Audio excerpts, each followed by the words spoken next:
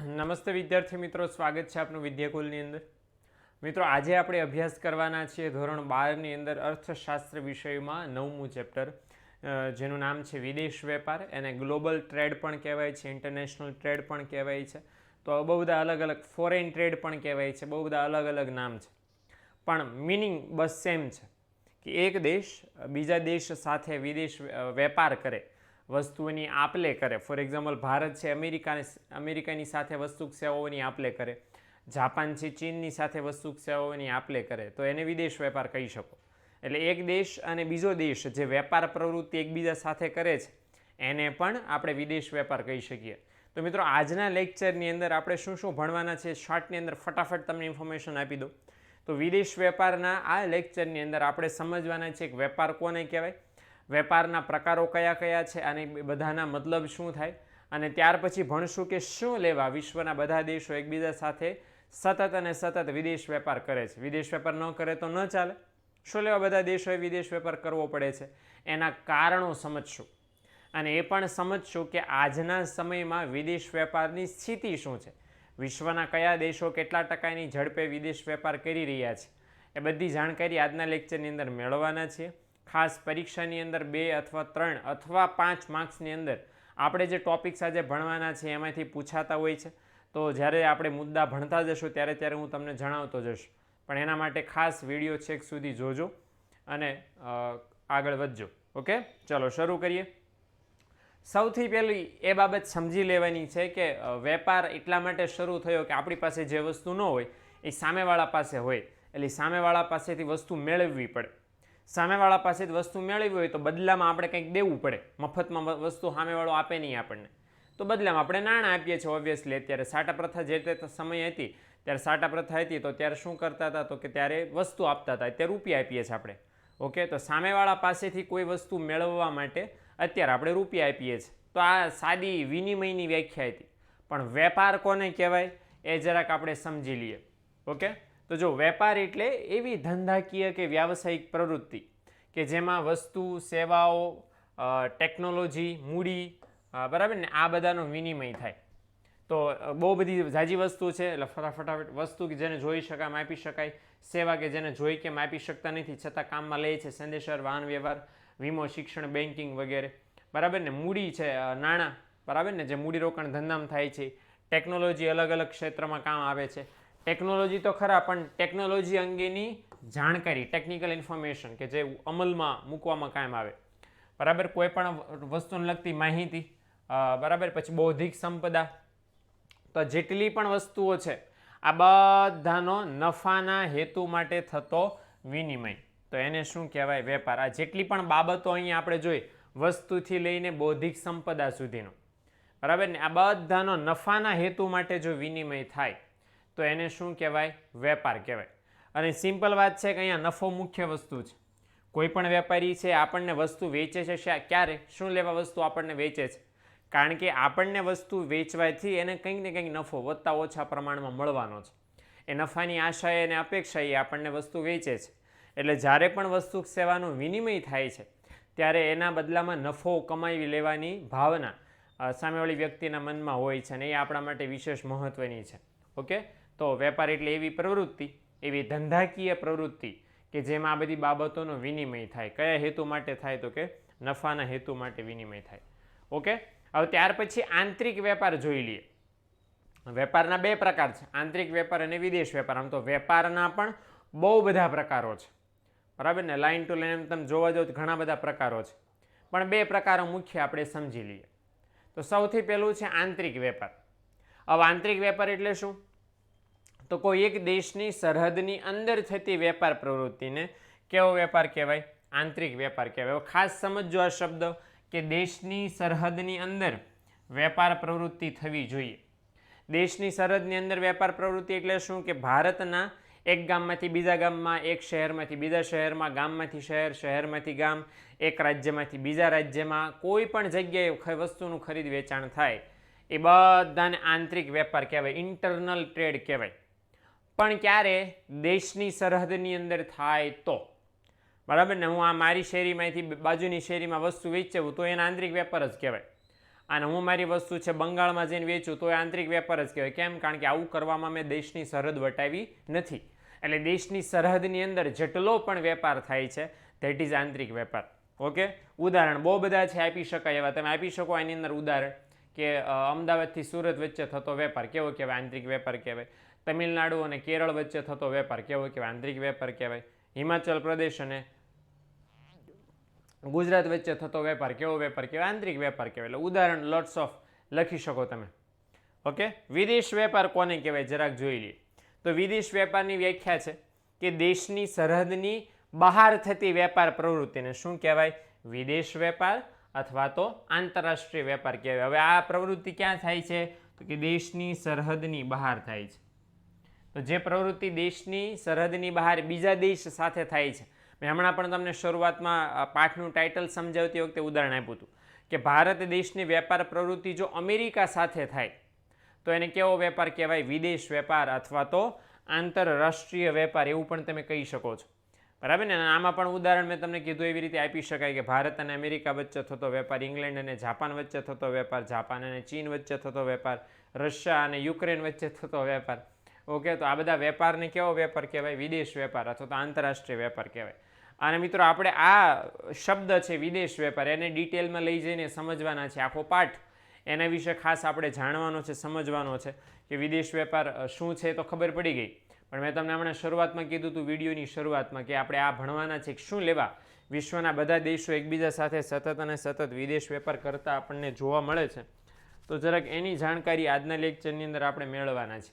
Okay, તો એ title છે વિદેશ વેપારના કારણો. પરીક્ષામાં એમ પણ પૂછી શકે કે શા માટે વિશ્વના દેશો એકબીજા સાથે વિદેશ વેપાર કરતા જોવા મળે છે. અને સીધું એમ પણ પૂછે કે વિદેશ વેપારના કારણો સમજાવો અથવા તો જણાવો વોટ્સએવર. મોટા ભાગે આ સવાલ છે એ 3 માર્ક્સમાં પૂછાતો હોય છે. કેટલા માર્કમાં? 3 માર્કમાં. મુદ્દા 4 છે. કેટલા મુદ્દા છે? 4 મુદ્દા છે કે શું લેવા વિદેશ વેપાર કરવામાં આવે છે. ઓકે, હવે ઘણી વાર એવું થાય છે કે એમાંય સવાલ પૂછે કે વિદેશ વેપાર એટલે શું? વિદેશ વેપારના કારણો સમજાવો. તો આમ બે ભેગું કરીને 5 માર્ક્સમાં પણ પૂછે તો 1 માર્ક છે વિદેશ વેપારની વ્યાખ્યાનો આવી જાય અને બાકીના 4 માર્ક છે વિદેશ વેપારના કારણો સમજવામાં આવી જાય. તો આવી રીતે પણ પૂછી શકે છે. નો મેટર, બરાબર. હું નોઉસ કે આવી રીતે પણ સવાલ પૂછે, પણ આપણે તૈયાર રહેવાનું આવી રીતે, બરાબર. બે સવાલ ભેગા કરે. તો હવે જોઈએ વિદેશ વેપારના કારણો શું છે. સૌથી પહેલું રીઝન છે કે દેશમાં ઉપલબ્ધ ઉત્પાદનના સાધનોમાં તફાવત. આ યાદ રાખવા જેવો મુદ્દો છે. 4 ટાઇટલ યાદ રાખશો અને એ સમજશો તો અંદરનું સમજવું નહીં પડે, અંદરના ટાઇટલ ગોખવા નહીં પડે, અંદરની વસ્તુ જે છે ને એ ગોખવી નહીં પડે. ટાઇટલ વ્યવસ્થિત સમજશો તો શું અહીંયા કહેવા માગે છે કે જેટલા પણ વિશ્વના દેશો છે આખા વિશ્વમાં, એ દેશોમાં જે ઉપલબ્ધ ઉત્પાદનના સાધનો છે એમાં તફાવત છે. કયા કયા ઉત્પાદનના સાધનોમાં તફાવત છે ભાઈ? તો કે જમીન, મૂડી, શ્રમ અને નિયોજક. આ 4 ઉત્પાદનના સાધનો બધા દેશમાં સરખા પ્રમાણમાં અવેલેબલ નથી. ફોર એક્ઝામ્પલ હું એમ કહું, શ્રમની વાત કરીએ, શ્રમ એટલે શ્રમિકો. ભારત દેશમાં જેટલો આ સાધન છે એટલો વિશ્વના અન્ય કોઈ પણ દેશ પાસે છે, ચાઇનાને બાદ કરતા બિલકુલ નહીં. તો ભારત અને ચીન આ બંને એવા દેશો છે કે જેમાં સૌથી વધારે શ્રમિકોની સંખ્યા છે. યસ ઓર નો? અને વિશ્વના ઘણા બધા દેશો એવા છે કે જ્યાં શ્રમિકોની અછત છે, એટલે તો આપણા ભારતમાંથી બધા વિઝા લઈ લઈને પાસપોર્ટ કઢાવીને વિદેશમાં વયા જાય છે. બરાબર ને? એટલે એ દ્રષ્ટિએ જોવા જાવ તો ઉત્પાદનના સાધનો બધા દેશમાં એક સરખા નથી. જમીન બધા દેશમાં એક સરખી નથી. અને જો બધા દેશમાં જમીન છે બધા દેશમાં, પણ બધા દેશમાં રહેલી જમીન એક સરખી ફળદ્રુપતા ધરાવતી નથી. બધા દેશમાં એક સરખી મૂડી નથી. બધા દેશમાં એક સરખા નિયોજકો નથી. ક્યાંક વધારે છે ને ક્યાંક ઓછા છે. તેમ સમજો કે ઈરાન ને, ઈરાક ને, સાઉદી અરેબિયા ને આ બધા દેશો છે કે ત્યાં ઓઇલ, પેટ્રોલિયમના ભંડાર છે. બરાબર ને? જમીન ખોદો ને પેટ્રોલિયમ નીકળે છે અને આપણે જમીન ખોદીએ અને પાણી નીકળે છે. તો આપણે ત્યાં અને એ સાઉદી અરેબિયન ત્યાં બેમાં અલગ અલગ છે ને એ સાધન પેટ્રોલિયમ નામનું. તો અહીંયા એના લીધે પણ વિદેશ વેપાર થાય છે. અને કઈ રીતે? તો જે દેશ પાસે આ ઉત્પાદનના સાધન, જે ઉત્પાદનનું સાધન 4માંથી જે સાધન પૂરતા પ્રમાણમાં હોય અથવા તો બહુ વધારે પ્રમાણમાં હોય તો એ શું કરે? એની નિકાસ અને બદલામાં કમાણી કરે. અને આપણી જેવા કોઈ દેશ કે જ્યાં પેટ્રોલિયમ નથી, ઉપલબ્ધ નથી, તો વિદેશમાંથી શું કરવી પડે? એની આયાત. એટલે જો ઉત્પાદનનું સાધન પૂરતા પ્રમાણમાં ઉપલબ્ધ હોય તો એનો ઉપયોગ કરીને એની નિકાસ કરવામાં આવે. અને પૂરતા પ્રમાણમાં અવેલેબલ નથી, ઉપલબ્ધ નથી, તો એની શું કરવામાં આવે? આયાત. અને આ કારણે પણ વિદેશ વેપાર થાય છે. ઓકે, મુદ્દો આપણે સમજી લીધો છે. જરાક અહીંયા જોઈ લઈએ કે શું આનો મતલબ બુકમાં લખ્યો છે. જો દરેક દેશ પાસે ચીજ વસ્તુ સેવાના ઉત્પાદન માટે જરૂરી સાધનો કે પછી ટેકનોલોજી પૂરતા પ્રમાણમાં હોય ને કોઈને કોઈ દેશ પાસે કાંઈ ને કાંઈ ખૂટતું જ હોય. આપણી પાસે કૃષિ પેદાશો અઢળક પ્રમાણમાં છે કારણ કે જમીન સરસ ફળદ્રુપ છે, પણ આપણી પાસે શું ખૂટે છે? પેટ્રોલિયમ. પેટ્રોલિયમ અને છે તો એ બહુ ઓછા ભંડારો આપણી પાસે છે એના કારણે આપણે વિદેશમાંથી શું કરીએ છીએ? આયાત. એટલે અલગ અલગ દેશો પાસે ઉત્પાદનના સાધનો જુદા જુદા હોય છે અને પરિણામે દુનિયાના દેશો સંસાધન, સાધન, ટેકનોલોજી આ બધાનો શું કરે છે? વેપાર કરે છે અને પોતાની જરૂરિયાતો પૂરી કરે છે. એટલે આ લોકો શું કરે છે? વિશ્વના બધા દેશો કે ઉત્પાદનનું જે સાધન પોતાની પાસે હોય એ સામેવાળાને આપે, સામેવાળાની પાસે હોય એ પોતાની પાસે રાખે અથવા તો મેળવે, ખરીદે, અને એમ કરીને પોતાની જરૂરિયાતો પૂરી કરવા પ્રયત્ન કરે છે. ફોર એક્ઝામ્પલ, ભારત પાસે સંરક્ષણના સાધનો બનાવી શકાય એવી પૂરતી ટેકનોલોજી નથી, તો આપણે શું કરીએ છીએ? એની આયાત કરીએ છીએ વિદેશમાંથી. હા, આપણે કૃષિ ઉત્પાદન બહુ પૂરતા પ્રમાણમાં મેળવીએ છીએ, તો એ ઉત્પાદન કરીને આપણે શું કરીએ છીએ? વિદેશમાં એની નિકાસ કરીએ છીએ. એટલે એ દ્રષ્ટિએ અહીંયા છે એ આયાત નિકાસ કરીને જે સાધન ન હોય એની આયાત કરવાની, હોય એની નિકાસ કરવાની. તો અહીંયા એક બે ખાલી મેં ફોટો રજૂ કર્યા છે કે આપણી તાકાત છે કે જેટલા પણ મરી મસાલા અને એ બધું, તજ તેજાના ને એ બધું છે, આજની તારીખે પણ આપણું પ્રોડક્શન બહુ હાયર લેવલનું છે. તો આપણે શું કરીએ છીએ કે એનું ઉત્પાદન કરીને વિદેશમાં શું કરીએ છીએ? એની નિકાસ કરીએ છીએ. ઓકે, કારણ કે છે પૂરતા પ્રમાણમાં. પેટ્રોલિયમ જેવું સાધન, જેની મેં તમને હમણાં વાત કરી કે પેટ્રોલિયમ જેવું સાધન એ છે કે જેની આપણને વિદેશમાં છે અહીંયા ભારત દેશમાં અછત છે, તો વિદેશમાંથી આપણે મંગાવી લઈએ છીએ. એટલે આ રીતે છે જે સાધન ન હોય એની આયાત, અને જે સાધન પૂરતા પ્રમાણમાં હોય ને વાપર્યા પછી વધતું હોય એની શું કરીએ છીએ? આપણે નિકાસ કરીએ છીએ. સમજાણું? એટલે આ રીતે છે વિદેશ વેપાર આપણે કરીએ છીએ જેથી આપણું કામ છે સરળ બને, આપણું કામ સહેલું બને. ચાલો આગળ વધીએ. ત્યાર પછી છે નંબર 2, બીજો ટોપિક, અને તે છે ઉત્પાદનનો ખર્ચ, પ્રોડક્શન કોસ્ટ. હજુ આપણને ખબર છે કે બધા દેશમાં ઉત્પાદનના સાધનો પૂરતા પ્રમાણમાં નથી, તો સિમ્પલ વાત છે કે એના લીધે વસ્તુનો કે સેવાનું ઉત્પાદન કરવાનો ખર્ચ પણ બધા દેશમાં સરખો હોય નહીં. એક સિમ્પલ ઉદાહરણ સાથે સમજો કે જો દેશની અંદર ઉત્પાદનના સાધનની અછત હોય તો ઉત્પાદનના સાધનો કેવા હોય? મોંઘા. ઉત્પાદનના સાધનો મોંઘા હોય તો એના કારણે વસ્તુ કે સેવાનું ઉત્પાદન કરવાનો ખર્ચ પણ કેવું હોય? વધુ. તો અમુક દેશ એવા હોય કે એની પાસે વસ્તુ સેવા બનાવવા માટે પૂરતા પ્રમાણમાં સાધન ન હોય તો એ વસ્તુનું ઉત્પાદન ખર્ચ વધારે હોય. અને અમુક દેશો એવા પણ છે દુનિયામાં જેમની પાસે પૂરતા પ્રમાણમાં સાધનો છે, તો એમને ઉત્પાદન કે સેવા ઉત્પાદન વસ્તુનો કરવાનો ખર્ચ છે કેવો આવે છે? બિલકુલ નીચો આવે છે. તો હવે આના લીધે કેમ વિદેશ વેપાર થાય છે? તો જે દેશમાં ઉત્પાદનનો ખર્ચ નીચો આવે એ લોકો વેચે, નિકાસ કરે, અને જે દેશમાં ઉત્પાદન કરવાનો ખર્ચ વધારે આવે એ લોકો ઉત્પાદન કરે નહીં, ઉત્પાદન કરવાનું બંધ કરે અને વિદેશમાંથી આયાત કરવા માંડે એની. એટલે આ રીતે ઉત્પાદન ખર્ચ પણ બધા દેશમાં સરખો હોતો નથી, અને એના કારણે છે એ ઉત્પાદન ખર્ચ ટાળવા માટે જે એમાંથી સસ્તું પડે છે એ દેશમાંથી આપણે આયાત કરી લઈએ તૈયારમાંથી, એટલે આપણું કામ પતી જાય. ઓકે, ચલો જોઈ લઈએ જરાક.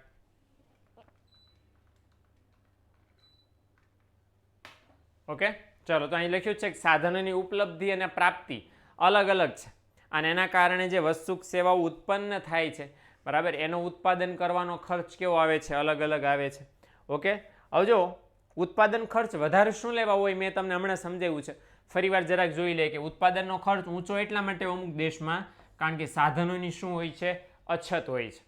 એ સાધનોની અછત હોય છે અને એની ઊંચી કિંમત હોય છે, બહુ મોંઘા ભાવે છે એ વસ્તુ બને છે ઊંચી કિંમતના કારણે. સિમ્પલ સમજો, ભારતની અંદર સંરક્ષણ ટેકનોલોજીના પૂરતા આપણી પાસે સાધનો નથી, એટલે જો આપણે એમાં મેથી મારવા જઈએ તો આપણે દેશમાં ઉત્પાદનના સાધનો ઓછા હોવાને કારણે સંરક્ષણની ટેકનોલોજીવાળા, એના કારણે આપણે ત્યાં બધી સંરક્ષણની વસ્તુ બને એનો ખર્ચો કેવો ઊંચો.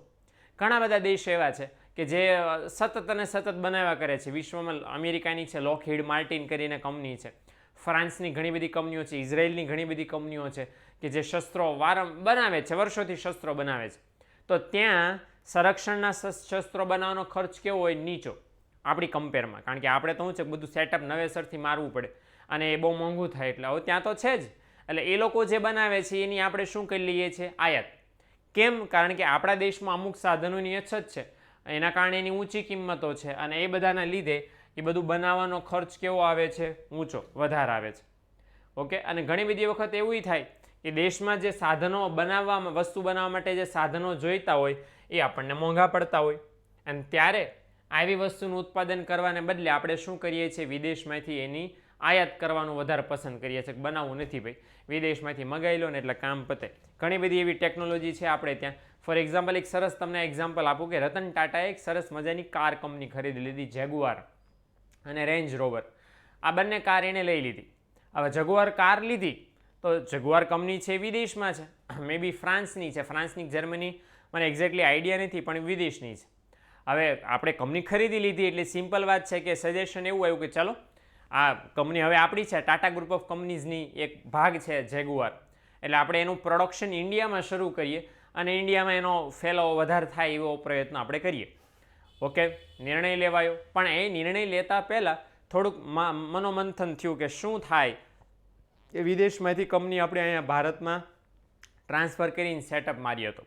તો છેલ્લે તારણ એ લોકો એવું કાઢ્યું, એવું નીકળ્યું તારણ કે જો આ બધી કંપની જે આપણી જેગુઆર કંપની છે એને ત્યાંથી કાઢી, ફ્રાન્સમાંથી કાઢીને જો ભારતમાં નાખશો તો પ્રોબ્લેમ એ થશે કે એ બધું ફેરવવાનો, નવેસરથી ભારતમાં સેટઅપ કરવાનો ખર્ચો ઓર વધી જશે. કારણ કે એ જેગુઆર કંપની વર્ષોથી ત્યાં સ્થાપિત છે, બધી ટેકનોલોજી, કાચા માલનું માર્કેટ ને વોટ એવર બધું ત્યાં સેટઅપ કરેલું જ છે ઓલરેડી, અને ઇવન વર્કર્સ પણ ત્યાંના સેટઅપ છે. એટલે એ બધું હવે અહીંયા ફેરવવા આવો, નવેસરથી શરૂઆત કરો તો ઓબ્વિયસલી કંપનીનો ખર્ચો વધી જાય. તો પછી એ લોકોએ નિર્ણય શું લીધો કે ભાઈ ભલે ટાટા ગ્રુપ ઓફ કંપનીઝની માલિકી રહે, આપણે માત્ર છે ઉત્પાદન ત્યાં કરશું અને કાર તૈયાર બનાવીને પછી ભારતમાં કાર લાવીને વેચશું, કંપની ફેરવવી નથી. એટલે ઇન શોર્ટ આવા નિર્ણયો છે એ પણ લેવા પડે. શું લેવા? કારણ કે ભારતમાં બનાવવું મોંઘું પડતું હોય અને વિદેશમાં એ વસ્તુ એકદમ સસ્તા મળતી હોય. તો ભારત શું કરે કે એ વસ્તુ ભારતમાં બનાવવાને બદલે વિદેશમાં જ્યાંથી સસ્તી પડે છે ત્યાંથી આપણે મગાવી લઈએ, આયાત કરી લઈએ અને આપણું કામ સહેલું થઈ જાય.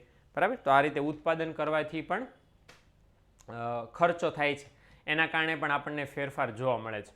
ઓકે, ચલો નંબર 3 છે ટેકનોલોજીકલ પ્રગતિ. હવે ટેકનોલોજીકલ પ્રગતિ આપણને શું કહે છે કે બધા દેશોમાં ટેકનોલોજીની પ્રગતિ પણ સરખા પ્રમાણમાં થઈ હોતી નથી. કોઈ દેશમાં વધારે થઈ હોય, કોઈ દેશમાં ઓછી થઈ હોય.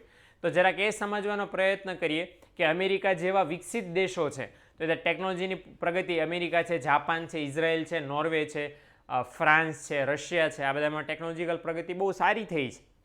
બરાબર? પણ આ દુનિયાના અમુક અલ્પ વિકસિત કે પછાત દેશો પણ છે, અથવા તો ભારત જેવા વિકાસશીલ દેશો પણ છે કે જ્યાં એ બધા દેશો જેટલી ટેકનોલોજીકલ પ્રગતિ પૂરતા પ્રમાણમાં થઈ હોય નહીં. તો અહીંયા ટેકનોલોજીની પ્રગતિ જો પૂરતા પ્રમાણમાં થઈ હોય તો એનો વપરાશ કરીને એની નિકાસ કરવામાં આવે, અને ટેકનોલોજીની પ્રગતિ જો પૂરતા પ્રમાણમાં ન થઈ હોય તો એની શું કરવામાં આવે? આયાત કરવામાં આવે.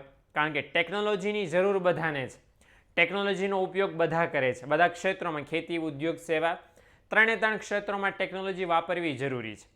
તો 3 ક્ષેત્રમાં વાપરવી જરૂરી છે તો સિમ્પલ વાત છે કે વાપરવા માટે કોઈ દેશ પાસે હોય પણ ખરા અને ન પણ હોય. તો જો હોય તો નિકાસ, ન હોય તો આયાત.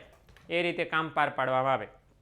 અને કીધું એમ પ્રમાણે દુનિયાના બધા દેશોમાં સરખા પ્રમાણમાં ટેકનોલોજીની પ્રગતિ થઈ હોય નહીં. કોઈ દેશમાં ઓછી તો કોઈ દેશમાં વધારે થઈ હોય. ઓકે, ફોર એક્ઝામ્પલ જો મેં તમને હમણાં સમજાવ્યું કે જાપાન, અમેરિકા, ચાઇના આ બધા દેશો ટેકનોલોજીમાં બહુ માહેર છે, એક્સપર્ટ છે. માહેર છે એટલે શું? એક્સપર્ટ છે. અને કેટલાક દેશોમાં કેટલાક દેશો બીજા પ્રકારની ટેકનોલોજીમાં આવડત ધરાવે છે. સિમ્પલ નાનું ઉદાહરણ આપું કે ભારત છે સોફ્ટવેર ટેકનોલોજીમાં આવડત ધરાવે છે. બરાબર ને? અમેરિકા કે જાપાન છે યાંત્રિક ટેકનોલોજીમાં આવડત ધરાવે છે. ફ્રાન્સ કે ઇઝરાયલ છે સંરક્ષણ ટેકનોલોજીમાં આવડત ધરાવે છે. જાપાન જેવો દેશ છે તો રોબોટિક ટેકનોલોજીમાં આવડત ધરાવે છે. ચાઇના છે તો પ્રોડક્શન ટેકનોલોજી કે મેક્સિમમ માસ લેવલે પ્રોડક્શન કેમ કરવું એમાં એની આવડત છે, ખૂબી છે. તો ઇન શોર્ટ કહેવાનો મતલબ એ છે કે બધા દેશો અલગ અલગ પ્રકારની ટેકનોલોજીમાં માહેર છે. તો સિમ્પલ વાત છે કે જાપાન જો રોબોટિક ટેકનોલોજીમાં માહેર છે તો જાપાન શું કરે? જાપાન એ વસ્તુનો ફાયદો ઉઠાવે કે આપણા કરતાં સારા રોબોટ વિશ્વમાં કોઈને બનાવતા આવડતું, આપણે સારા અને સસ્તા રોબોટ આપણા કરતાં વધારે કોઈને બનાવતા આવડતું નથી, તો એનો ફાયદો ઉઠાવ. તો જાપાન શું કરે છે? રોબોટ બનાવે છે અને એની નિકાસ વિશ્વના અલગ અલગ દેશોમાં કરે છે. સેમ ભારત જોઈ લો કે ભારત પાસે સોફ્ટવેર ટેકનોલોજીની વધારે આવડત છે, ભારતમાં માહેર છે, સસ્તામાં સસ્તા, સારામાં સારા સોફ્ટવેર બનાવાય, નંબર 1 છે અત્યારે નિકાસ કરવામાં. તો આપણે છે એ કામ કરીએ છીએ તો ફાયદો શું થાય કે આપણે સોફ્ટવેર ટેકનોલોજીનું ઉત્પાદન કરીએ છીએ અને પછી વિશ્વના દેશોમાં એની નિકાસ કરીએ છીએ. એટલે બધા દેશો અલગ અલગ ટેકનોલોજીમાં આવડત ધરાવે છે. એટલે દરેક દેશ દરેક વસ્તુના ઉત્પાદનમાં એક સરખી કાર્યક્ષમતા ધરાવે નહીં, બરાબર ને. ભારતને સોફ્ટવેર ટેકનોલોજી હારામાં હારી આવડે છે, સંરક્ષણ ટેકનોલોજી એટલી સારી નથી ફાવતી, રોબોટિક ટેકનોલોજી એટલી સારી નથી ફાવતી. એટલે શું થાય કે જે આવડે છે સોફ્ટવેર ટેકનોલોજી એની નિકાસ થાય, જે નથી આવડતી એની શું થાય, આયાત થાય, બરાબર ને. અને એના કારણે બધા દેશો વચ્ચે વસ્તુ સેવાનો વેપાર થાય છે. ઓકે, બે નાના એવા ઉદાહરણ એ મૂક્યા છે કે ભાઈ જાપાન છે તો રોબોટિક ટેકનોલોજીમાં માહેર છે તો એની નિકાસ કરે છે. ભારત સોફ્ટવેર ટેકનોલોજીમાં માહેર છે, ભારત સોફ્ટવેરની નિકાસ કરે છે, પણ વિમાન હજી આપણને બનાવવામાં તકલીફ પડે છે, બરાબર ને. અને એના કારણે આપણે શું કરીએ છીએ, વિદેશમાંથી એની આયાત કરીએ છીએ. તો વૈમાનિક ટેકનોલોજી આપણે ત્યાં એટલી બધી વિકસી નથી હાલની તારીખે. હા, બનાવીએ છીએ આપણે પણ બહુ ઓછા લેવલે. એટલે વિદેશમાં બોઈંગ ફ્રાન્સની કંપની છે, બરાબર ને. રફાલ, તો આ રફાલ મે બી રફાલ ફાઇટર જેટનો ફોટો છે. તો આ બધા વિમાન છે આપણે બનાવી શકતા નથી, એવી ટેકનોલોજી નથી આપણી પાસે. તો એની વિદેશમાંથી શું કરીએ છીએ, આપણે આયાત કરીએ છીએ. ઓકે, તો આ થયું ત્રીજું કારણ. અને હવે જોઈએ છેલ્લું અને ચોથું કારણ, એ છે શ્રમ વિભાજન અને વિશિષ્ટીકરણ. બે શબ્દો એની અંદર સમાયેલા છે મિત્રો, શ્રમ વિભાજન અને વિશિષ્ટીકરણ. પહેલા એ શબ્દોના મતલબ સમજવા જરૂરી છે કે શ્રમ વિભાજન કોને કહેવાય, વિશિષ્ટીકરણ કોને કહેવાય. તો જો શ્રમ વિભાજન કોને કહેવાય, તો કે જુદી જુદી વસ્તુના ઉત્પાદન માટે અલગ અલગ માણસોને રોકવાય, બરાબર ને. આપણા દેશમાં હજારો ને લાખો પ્રકારની વસ્તુ સેવાઓનું ઉત્પાદન થાય છે, પણ બધા લોકો બધી વસ્તુનું ઉત્પાદન કરતા નથી. બધા લોકો અલગ અલગ ફિલ્ડમાં રોકાયેલા છે. અમુક લોકો ખેતીમાં ઉત્પાદન કરે છે, અમુક ઉદ્યોગોમાં ઉત્પાદન કરે છે, અમુક સેવા ક્ષેત્રમાં કામ કરે છે. બધા લોકો અલગ અલગ ફિલ્ડમાં રોકાયેલા છે. બાય ધ વે એમ કહીએ તો ચાલે કે વહેંચાયેલા છે. ફોર એક્ઝામ્પલ, મારી જેવા શિક્ષકો છે ભણાવવાના કામમાં રોકાયેલા છે, બરાબર ને. તો એ શિક્ષાના કામમાં રોકાયેલા છે. ઘણા બધા એવા લોકો છે ખેડૂતો છે જે ખેતી ક્ષેત્રમાં ઉત્પાદન કરવામાં રોકાયેલા છે. ઘણા બધા એવા એન્જિનિયર લોકો છે જે બાંધકામમાં સેક્ટરમાં રોકાયેલા છે. ઘણા બધા સોફ્ટવેર એન્જિનિયરો તો એ ટેકનોલોજીમાં રોકાયેલા છે. મારે કહેવાનો મતલબ એ છે કે વસ્તુ કે સેવાઓના ઢગલાબંધ પ્રકારો છે અને અલગ અલગ પ્રકારની વસ્તુ અલગ અલગ પ્રકારના માણસો બનાવે છે. તો જે પ્રકારની વસ્તુ બનાવવામાં જેટલા માણસો રોકાયેલા હોય એને શું કહેવાય, શ્રમ વિભાજન. બીજું આમ સાદી ભાષામાં તમને સમજાવું, હજીનો ટપો પડ્યો હોય તો, કે ભારત દેશની 100% વસ્તી છે. હવે હું એમ કહું કે 100%માંથી 49% લોકો રોકાયેલા છે ખેતી ક્ષેત્રમાં. ક્યાં? ખેતી ક્ષેત્રમાં રોકાયેલા છે. તો 100% વસ્તીમાંથી 49% લોકો ખેતીમાં રોકાયેલા છે. એ લોકો કઈ વસ્તુનું ઉત્પાદન કરતા હશે? ખેતીને લગતી વસ્તુનું ઉત્પાદન કરતા હશે. તો મારો મતલબ કહેવાનો એ થયો કે એને શું થયું કહેવાય, શ્રમ વિભાજન. કે આટલા ટકા વસ્તી ખેતીમાં કામ કરે છે, આટલા ટકા વસ્તી ઉદ્યોગોમાં રોકાયેલી છે, અને આટલા ટકા વસ્તી સેવા ક્ષેત્રમાં રોકાયેલી છે.